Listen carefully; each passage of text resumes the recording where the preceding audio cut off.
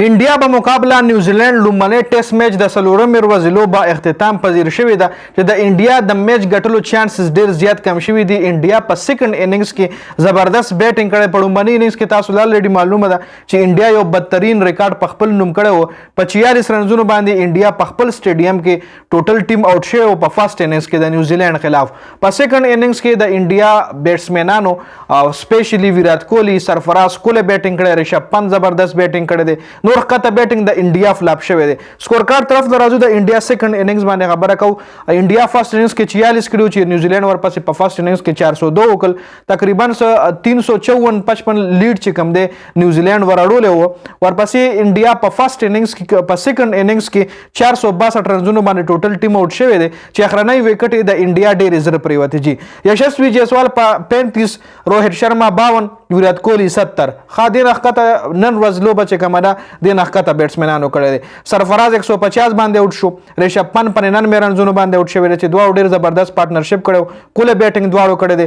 ریشب پنت په 105 بالونو 99 رنزونه کړی دي. مطلب د ون ډے غونته بیټینګ ریشب پنت کړی دی کې وخت اوس تاسو ګورئ کله د انډیا ټول بیټینګ فلاپ شوی دی.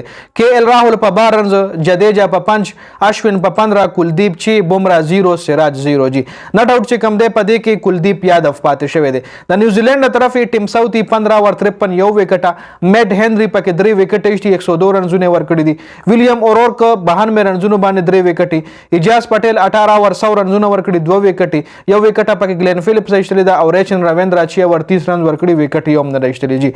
نو 170 رنزونه پکا د نیوزیلینډ ته ګټې د پاره. په سیکنډ اننګز کې انډیا کړي 462 رنزونه چې د کې لیډ هم شامل و. تقریبا 300 پلس لیډ چې هغه ته ډیټیکټ شي. نو دا اوس نیوزیلینډ د پاره 170 رنزونه پکار دي د انډیا نه ډومبنه میچ ګټلو د پاره.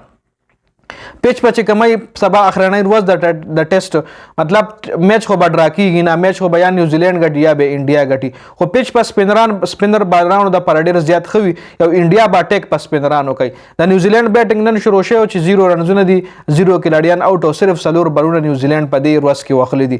سبا چې کمر ورځ د نیوزیلینډ بیټینګ به ټول ورځ د وسره تقریبا 80-70 ورونه دي. 170 رن د پکې ډیر په اسانه باندې چیس کیږي او انډیا له لس وکټې پکار دي او نیوزیلینډ له 170 رنزونه پکار دي. نو ګورو به چې میچ څوک ګټي. خو زیات چانسز چې کم دي د نیوزیلینډ دي ځکه نیوزیلینډ ټوټل ټیم دی او 170 رنزونه چې سکول دي. خو کچریز وکټ د سپینر د پر ډیره زیاته خشوه نو بیا به انډیا په سپینرانو باندې اٹیک کوي. بیا دغه 170 رنزونو کې هم د نیوزیلینډ ټیم ګیرې دی شي جی. تاسو دې حواله سره سره لري آیا دا میچ په نیوزیلینډ ګټي کې انډیا به ګټي؟ سکور کارت تاسو د وړاندې دی. نن چې کم سلور بالونه شوي هغه به هم بوم را کړي دي چې وکټې پکې نه ده ایشتلی جي. نو دا مکمل سکور کارډ د څلورمې ورځې پورې سبا چې کم د میچ ریزلټ راشي په هغې باندې به انشاءالله سبا ډسکشن کوو. د ویډیو کتلو ډېره زیاته مننه جي. والسلام.